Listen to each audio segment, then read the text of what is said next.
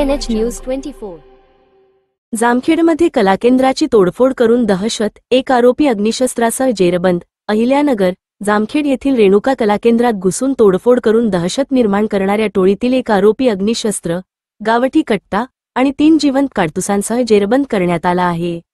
या घटनेबाबत जामखेड पोलीस स्टेशनमध्ये गुन्हा रजिस्टर क्रमांक 548/2025 भारतीय न्याय संहिता कलम 333, 324, 4, 5, 189, 2, 191, 2, 3, 190 सह आर्म्स ऍक्ट 4/25 व फौजदारी कायदा सुधारणा अधिनियम 1932 कलम 7 नुसार दाखल करण्यात आला होता।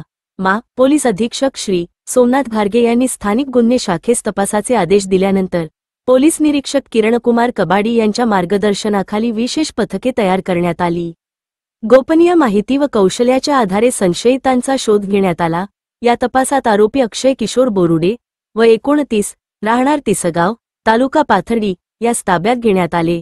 त्याने चौकशीत गुन्हा आपल्या साथीदारांच्या मदतीने केल्याचे कबूल केले।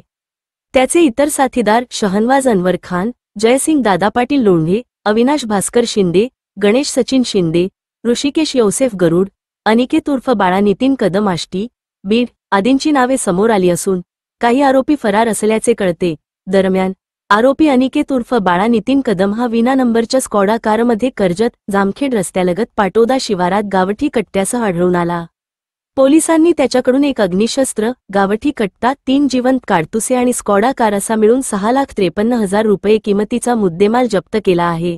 सदर प्रकरणातील आरोपींना जामखेड पोलीस ठाण्यात ताब्यात देण्यात आले असून पुढील तपास जामखेड पोलीस करीत आहेत।